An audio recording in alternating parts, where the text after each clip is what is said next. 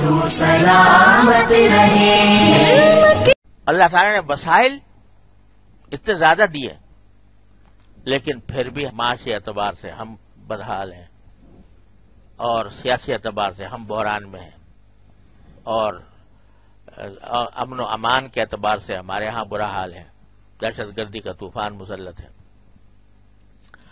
اب ہوتا کیا ہے کہ ہم لوگ بیٹھ کے اپنی مجلسوں میں ان باتوں پر تبصرے تو بہت کرتے ہیں، حکومت نے یہ کر دیا، فلاں پارٹی نے یہ کر دیا، حکومت ایسی خراب ہے، سیاستدان ایسے خراب ہیں، اور قتل و غارت گری ہو رہی ہے، روز قصے آتے ہیں، ان کے اوپر تبصرے ہوتے ہیں، فلاں جگہ آدمی نوجوان قتل ہو گیا، فلاں جگہ بچی کو اغوا کر لیا گیا، فلاں جگہ یہ سارے واقعات ہم آپس میں بیان کرتے ہیں اور ان پر تبصرے بھی کرتے ہیں۔ مجلسیں ہماری بھری ہوئی ہیں اس سے، سیاست پر بھی ہر انسان جو ہے وہ بڑا قابل ہے، سیاست میں وہ اپنے جو آرا سے دوسروں کو نوازتا رہتا ہے کہ فلاں صحیح ہے، فلاں غلط ہے، اور اس کے دلائل ہیں اور اس کے واقعات ہیں، دن رات بحثیں ہوتی ہیں۔ لیکن جتنا وقت ہم اس میں صرف کر رہے ہیں، نبی کریم سرورت عالم صلی اللہ علیہ وسلم کی یہ دعا جو ہے، اگر ہر انسان یہ مانگنے کی عادت ڈال لے، یا اللہ میرے ملک کو برکت عطا فرما، میرے ملک کو زینت عطا فرما، میرے ملک کو امن و امان عطا فرما، جو آپ نے چیزیں عطا فرمائی ہیں ان میں برکت عطا فرما، اور جو نہیں عطا فرمائی ان کے بارے میں ہمیں فتنے میں نہ ڈالیے۔ اگر یہ مانگتے رہے انسان، جتنا وقت ہم تبصروں میں صرف کرتے ہیں آپس میں بیٹھ کر، اتنا وقت اگر ہم اللہ تعالی سے مانگنے میں صرف کر دیں، تو پہلی بات تو یہ ہے کہ جو گفتگو تبصروں کی ہو رہی ہے، یہ ایک فضول قسم کی لایانی کام ہے۔ کیوں؟ اس لیے کہ تمہارے تبصروں سے کوئی اصلاح ہو سکتی ہے، تمہارے تبصروں سے حالات کچھ بہتر ہو سکتے ہیں؟ کچھ بھی نہیں ہو سکتا، تمہاری قدرت میں تو کچھ بھی نہیں کہ تم حالات کو بدل سکو۔ تمہاری اپنی زندگی ایک محدود زندگی ہے، اسی محدود زندگی کے اندر تمہارے اختیارات ہیں، اس سے باہر تمہارا کوئی اختیار نہیں۔ لہذا تبصرے کرنا، محض تبصرے کرنا اور اصلاح کی کسی کوشش کی طرف دھیان نہ دینا، یہ سوائے وقت ضائع کرنے کے اس کا کوئی فائدہ نہیں۔ اور وقت ضائع کرنا یہ بھی اگر دیکھا جائے تو، اگر اس کو میں گناہ نہ کہوں تو کم از کم انتہائی ناپسندیدہ ضرور ہے، وقت کو اس قسم کے کاموں میں ضائع کرنا۔ من حسن اسلام المرء ترکہ ما لا یعنیہ، حدیث میں فرمایا، انسان کے اچھا مسلمان ہونے کے لیے یہ اہم ایک جز ہے اس کا کہ وہ لا یعنی ایسی چیزوں کو چھوڑے جن کا کوئی دنیا آخرت میں فائدہ نہیں۔ تو ایک تو نقصان یہ ہے کہ وقت ضائع ہو رہا ہے، اور اگر اس وقت کو یا اس کے کم از کم کچھ حصے کو تم اللہ تبارک و تعالی سے دعا مانگنے میں صرف کر دو، تو کیا ہوگا کہ ایک تو دعا بذات خود اجر و ثواب کا سبب ہے، دعا خود عبادت ہے، تو لا یعنی باتوں سے آپ منہ موڑ کر ایک عبادت کی طرف چلے گئے۔ پہلی بات یہ بذات خود ایک عظیم فائدہ ہے کہ وقت فضول ضائع کر رہے تھے، آپ اب نے اس کا رخ موڑ کر عبادت کی طرف کر دیا۔ دعا کرنا جو ہے وہ ایک بذات خود عبادت ہے، چاہے دنیاوی کاموں کے لیے دعا کی جا رہی ہو۔ اگر آدمی اپنے رزق کے لیے دعا کرے، خوشحالی کے لیے دعا کرے، ملک کی خوشحالی کے لیے دعا کرے، تو یہ بھی عبادت ہے۔ تو پہلا فائدہ تو فوراً نقد حاصل ہو گیا کہ لایانی کام سے بچ کر ایک عبادت کی طرف متوجہ ہو گئے۔ پھر دوسری بات یہ ہے کہ اگر ہر فرد اس کو اپنا معمول بنا لے کہ وہ اپنے ملک کے لیے دعا کرے، اپنے قوم کے لیے دعا کرے، حالات کی بہتری کے لیے دعا کرے، اور اس کا سب سے بہترین فارمولہ خود رسول کریم صلی اللہ علیہ وسلم نے اس حدیث میں اس دعا میں بیان فرما دیا کہ اللہم اضع فی ارضنا برکتہا وزینتہا وسکنہا۔ تو پتہ نہیں کس کی دعا اللہ تبارک و تعالیٰ کی بارگاہ میں جا کر قبول ہو جائے۔ اگر کسی آدمی کے بس میں ہو حالات کی اصلاح کرنا تو پھر تو اس کے ذمہ واجب ہے کہ وہ کوشش کرے جو حالات کی اصلاح کرنے کے لیے ہو سکتی۔ لیکن جب کسی کے بس میں نہیں ہے تو پھر واحد راستہ یہ ہے کہ اللہ تبارک و تعالیٰ سے مانگے، اور اللہ تبارک و تعالیٰ سے مانگنے کے نتیجے میں یہ نہ سمجھو کہ بھئی میری تنہا کی دعا کیا پہاڑ ڈولے گی، کچھ پتہ نہیں ہے اللہ جل جلالہ اپنے کس بندے کی کس وقت کی دعا قبول فرما کر حالات میں انقلاب لے آئیں۔ اللہ تعالیٰ کی قدرت سے کچھ بعید ہے، اللہ تعالیٰ کی رحمت سے کچھ بعید ہے کہ وہ دعاؤں کو قبول فرما لیں۔ افسوس اس بات کا ہوتا ہے کہ یہ جو دعا کا میں مشورہ دے رہا ہوں کہ اللہ تعالیٰ سے مانگے، بجائے اس کے کہ لوگ اس پر عمل کریں، اس کے بجائے اس کا مذاق اڑانا شروع کر دیتے ہیں۔ استغفر اللہ العظیم کہ صاحب یہ مولوی ملا صاحبان جو ہیں یہ تو بس دعا درود ہی پر یقین رکھتے ہیں اور عملی کام تو کچھ کرتے نہیں۔ حالانکہ میں نے ابھی عرض کیا کہ جس کے بس میں کوئی اصلاح کی کوشش ہو وہ بے شک اس کے ذمہ واجب ہے وہ کرے، لیکن عام آدمی بیچارہ جس کے بس میں کچھ نہیں ہے تو وہ اس کو اس کے سوا کوئی اس کے پاس راستہ نہیں کہ اللہ جل جلالہ سے رجوع کرے۔ اگر وہ یہ بھی نہ کرے تو اس کے معنی یہ کہ اس کو صرف اپنی ذات سے غرض ہے اور ملک و قوم کی کوئی پرواہ ہی نہیں ہے۔ اللہ تبارک و تعالی بے شک ہمیں اللہ تعالی نے سعی و عمل کا بھی حکم دیا ہے، لیکن بقدر استطاعت۔ جب استطاعت میں نہ ہو تو پھر انسان کا اس کے سوا کوئی راستہ نہیں کہ باری تعالیٰ کی طرف سے رجوع کرے۔ غزوہ بدر کے موقع پر نبی کریم صلی اللہ علیہ وسلم 313 صحابہ کرام، 69 صحابہ کرام جن کے پاس صرف 2 گھوڑے تھے، 8 تلواریں تھیں، 1000 افراد کا لشکر مقابلے پر تھا، تو دعا کیا فرمائی؟ سجدے میں پڑھ کر اللہ تبارک و تعالیٰ سے مانگا اللہم ان تہلک ہذہ العصابۃ لم تعبد بعد، یا اللہ اگر آپ کی چھوٹی سی جماعت یہ ہلاک ہو گئی تو پھر آپ کو کوئی عبادت کرنے والا اس دنیا میں نہیں رہے گا۔ اتنا رو رو کے دعا کی تو اللہ تعالیٰ نے کیسی فتح مبین عطا فرمائی۔ 70 بڑے بڑے سردار مارے گئے قریش کے، اور 70 افراد قید ہوئے، قید کر کے لائے گئے۔ یہ کیسے ہوا؟ یہ دعا سے ہوا۔ اللہ تبارک و تعالیٰ نے نبی کریم صلی اللہ علیہ وسلم کی دعا قبول فرمائی اور فرشتے بھیج دیے، اور اللہ نے فتح مبین عطا فرمائی۔ یوم الفرقان قرآن کریم نے فرمایا حق و باطل کا فیصلہ کن مارے کا وہ قرار پایا۔ کیسے ہوا؟ دعا سے ہوا۔ تلواریں تو 8 تھیں، گھوڑے 2 تھے، تو اللہ نے وسائل کی کمی کے باوجود نواز دیا۔ تو کسی شاعر نے کہا ہے فضائے بدر پیدا کر فرشتے تیری نصرت کو اتر سکتے ہیں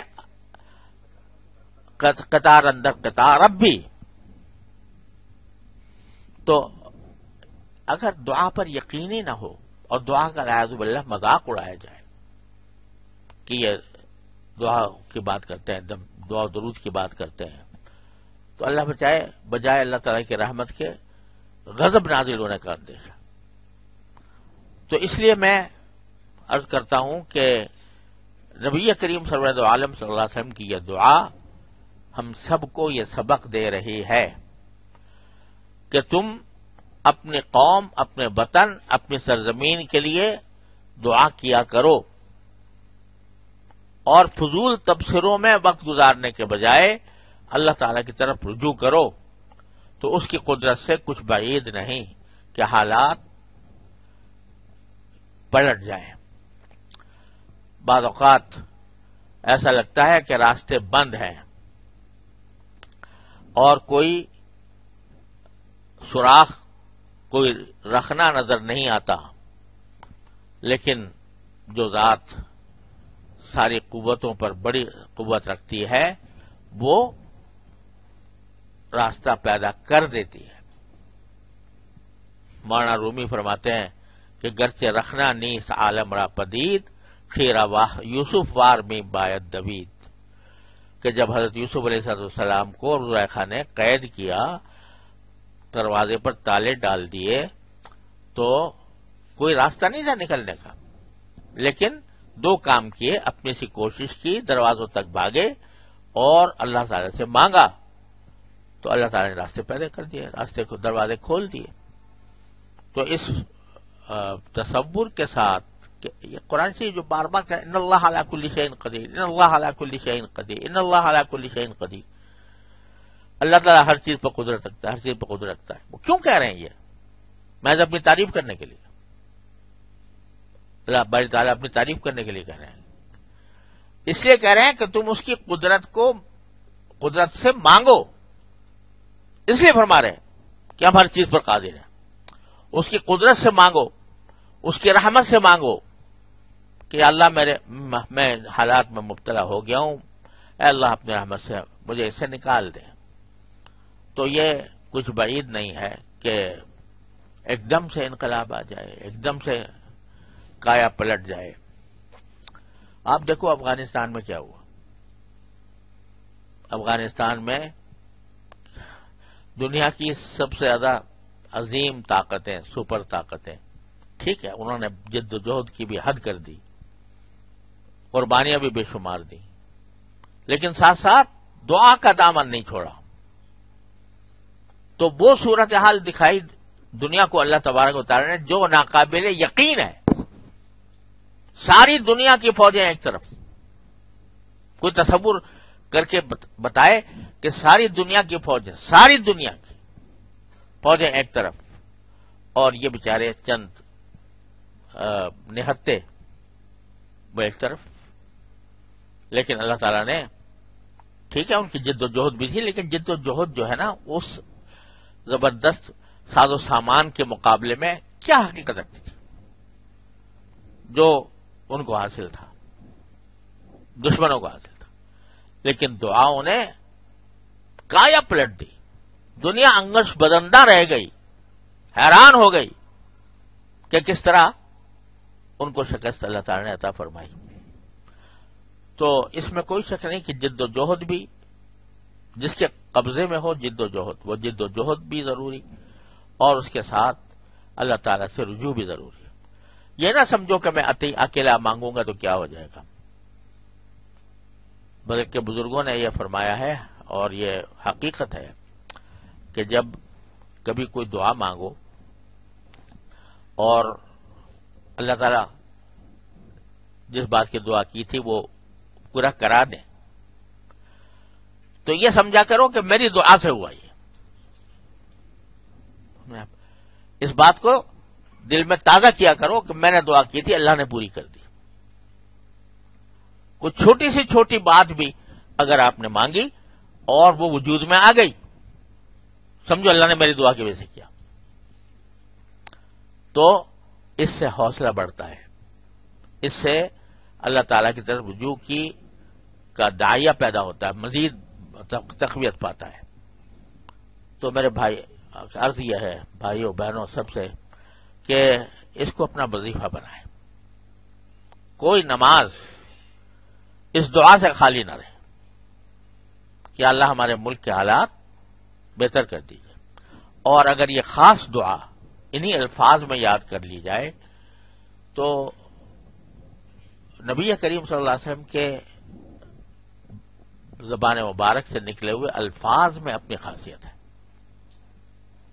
اس واسطے اگر یہ بیان ہی یاد کر لی جائے، یہ مناجات مقبول میں جو پیر کی جو منزل ہے اس کی دوسری دعا ہے، یہ پیر کی منزل میں اللہم اضع فی ارضنا برکتہا وزینتہا وسکنہا ولا تحرمنا برکت ما اعطیتنا ولا تفتنا فیما احرمتنا، یہ پیر کی منزل میں دوسری دعا ہے۔ یہ اس کو ان الفاظ کے ساتھ یاد کر لیں اور ان الفاظ کے ساتھ مانگا کریں۔ میں سارے بہن بھائیوں سے اپیل کرتا ہوں کہ اس کا اہتمام کریں، اور اس لیے کہہ رہا ہوں کہ حضور اقدس صلی اللہ علیہ وسلم کے الفاظ میں بذات خود برکت ہے۔ حضرت براء ابن عازب رضی اللہ تعالیٰ عنہ ایک صحابی ہیں، نبی کریم صلی اللہ علیہ وسلم نے ان کو بلا کر یہ کہا کہ دیکھو جب تم بستر پر جایا کرو سونے کے لیے تو یہ کہہ دیا کرو سب سے آخر میں یہ دعا یہ کہا کیا کرو اللہم انی اسلمت نفسی الیک والجأت ظہری الیک وفوضت امری الیک لا ملجا ولا منجا منک الا الیک اللہم آمنت بکتابک الذی انزلت وبنبیک الذی ارسلت۔ یہ دعا سکھائی آپ نے حضرت براء ابن عازب کو، اور کہا ذرا مجھے پھر سناؤ۔ تو انہوں نے جب سنائی تو اس میں بنبیک الذی ارسلت کے بجائے برسولک الذی ارسلت کہہ دیا، سمجھے آپ؟ برسولک الذی ارسلت کہہ دیا، نبی اور رسول سمجھے ایک جیسے مانا ہے، لہذا ذہن سے یہ نکل گیا۔ آپ نے فرمایا نہیں، جو میں نے کہا تھا اس طرف بنبیک الذی ارسلت، حالانکہ معنی میں کوئی فرق نہیں پڑ رہا تھا، اور نبی کریم صلی اللہ علیہ وسلم نبی بھی ہے اور رسول بھی ہے، لیکن آپ نے فرمایا میں نے چونکہ لفظ بولا تھا بنبی کا تو وہی لفظ یاد کرو اور اسی لفظوں سے یہ دعا کرو۔ تو معلوم ہوا کہ رسول کریم سرورت عالم صلی اللہ علیہ وسلم کے زبان مبارک سے جو کلمہ نکلا اس میں جو برکت ہے وہ کسی اور چیز میں نہیں ہو سکتی۔ لہذا اگر انہی الفاظ کے ساتھ اس تصور سے کہ ہم اپنے ملک کو ملت کے لیے مانگ رہے ہیں، اگر انہی الفاظ کے ہاتھ مانگے تو زیادہ بہتر ہے، اور جب تک یاد نہ ہو اس وقت تک اپنی زبان میں اللہ تعالیٰ سے یا اللہ، ہم خاص طور سے آج کل کے جو حالات ہیں، یا اللہ ہم بری طرح بحرانوں میں گرفتار ہیں، یا اللہ اپنی رحمت سے ان بحرانوں کو دور فرما دیجیے۔ یہ ہماری شامت اعمال ہے جو ہم پر مسلط ہے، اللہ شامت اعمال کو دور فرما دیجیے، ہماری مغفرت فرما دیجیے، اور اپنے فضل و کرم سے، اپنی قدرت کاملہ سے، اپنی رحمت واسعہ سے ہمارے لیے امن و سکون کا راستہ پیدا فرما دیجیے، عافیت اور اطمینان کا راستہ پیدا فرما دیجیے، قتل و غارت گری ہم سے دور فرما دیجیے، چوری ڈاکے ہمارے سے دفع فرما دیجیے، سیاستدانوں کی آپس کی لڑائیاں ہمارے ختم فرما دیجیے، سب کو ہمارے ملک و ملت کی بہتری پر متفق فرما دیجیے۔ یہ دعا مانگو تو انشاءاللہ میں تو اللہ تعالیٰ کی رحمت سے پوری امید رکھتا ہوں کہ اگر مسلمان یہی کام کرنا شروع کر دے تو انشاءاللہ فتح باب ہوگا۔ بعض اوقات کچھ وقت لگ جاتا ہے، کسی ایک دعا کے قبول ہونے میں کچھ بعض اوقات وقت لگ جاتا ہے، لیکن آدمی کو ہار کے نہیں بیٹھنا چاہیے، ہمت ہار کر نہیں بیٹھنا چاہیے، مانگتا رہے مانگتا رہے۔ میں نے آپ کو شاید پہلے بھی واقعہ سنایا تھا، مولانا رومی نے مثنوی میں ذکر کیا ہے کہ ایک بزرگ تھے تو وہ روزانہ تہجد کے لیے اٹھتے تھے، تو ایک مرتبہ اٹھے، ہاتھ وہ وضو کر کے کھڑے ہوئے نماز پڑھنے کے لیے، تو غیبی آواز آئی کہ نہ تیری نمازیں قبول ہیں، نہ تیرے روزے قبول ہیں، نہ تیرا وضو قبول ہے، نہ تیرا تہجد قبول ہے. یہ آواز آئی، آواز سنی اور سیدھے مصلی پہ اور جا کے پھر نماز شروع کر دی. ان کے کوئی مرید تھے، ان کو یہ بتایا ہوگا یا اس نے بھی سنی ہوگی آواز. تو مرید نے کہا کہ حضرت یہ سب آپ کا تو انجام بتا دیا گیا کہ یہ کچھ قبول نہیں ہے، پھر آپ کیوں جا رہے ہیں نماز پڑھنے؟ کہا کہ اگر کوئی اور دروازہ ہو تو وہاں چلا جاؤ، اگر کوئی اور دروازہ ہو تو وہاں چلا جاؤں، میرے پاس تو ایک ہی دروازہ ہے، وہ مانے یا نہ مانے، قبول کریں یا نہ کریں، جانا تو مجھے وہیں ہے. یہ کہا تو پھر آواز آ گئی، قبول است اگرچہ ہنر نیستت کہ جزما پناہ ہے دیگر نیست. آواز آ گئی کہ اب تیری سب کچھ قبول ہے، کیونکہ یہ امتحان تھا. در حقیقت اللہ تعالیٰ اپنے خاص بندوں کو آزمائش میں بھی ڈالتے ہیں، امتحان بھی لیتے ہیں کہ آیا اس کی وجہ سے اس کی عبادت کے ذوق میں کوئی کمی آتی ہے. تو جب صحیح جواب دل میں آ گیا کہ بھئی کوئی اور در ہو تو وہاں چلا جاؤں، تو پھر جو ہے اللہ تعالیٰ نے فرمایا کہ چل تیرا سب کچھ قبول ہے. قبول است اگرچہ ہنر نیستت کہ جزما پناہ ہے دیگر نیستت، کیونکہ ہمارے سوا تیری اور کوئی پناہ گاہ نہیں ہے، لہذا اب ہمارے تو سب کچھ قبول ہے. تو میرے بھائیوں اور بہنوں، یہ جو دعا ہوتی ہے اس میں بعض اوقات دیر لگتی ہے. اس سے یہ نہ سمجھنا چاہیے کہ دعائیں بیکار جا رہی ہیں. کوئی بیکار نہیں جاتی. پہلا تو خود دعا عبادت ہونے کی وجہ سے قبول ہو جاتی ہے، یعنی اس پر اجر و ثواب مل جاتا ہے. اور دوسرا یہ کہ بعض اوقات کچھ دیر لگ جاتی ہے، لیکن آخر کار اگر آدمی تھکے نہیں، ہارے نہیں، اور یہ سوچے کہ اور کوئی میرے پاس دروازہ ہی نہیں ہے کہ جہاں جا کر میں مانگوں، تو پھر اللہ تبارک و تعالیٰ قبولیت سے بھی نواز دیتے ہیں. اللہ تعالیٰ اپنے فضل و کرم سے ہم سب کو اس کی توفیق عطا فرما دے. بس بھائی یہ میں بڑے دل سے کہہ رہا ہوں کہ ہر شخص اس کو اپنا وظیفہ بنائے، اپنے دعاؤں میں اس کو یاد رکھے، اور یہ دعا بھی یاد کر لے، اللہم اللہ فی ارضنا برکتہا وزینتہا وسکنہا ولا تحرمنی برکت ما اعطیتنی ولا تفتنی فی ما احرمتنی. اللہ تعالیٰ ہم سب کو اس کی توفیق عطا فرما دے اور ہمارے حال پر رحم فرمائے، ہماری جو شامت اعمال ہے اپنے فضل و کرم سے دور فرما دے، مغفرت فرما دے ہماری، اور ہمارے حالات بدل دے.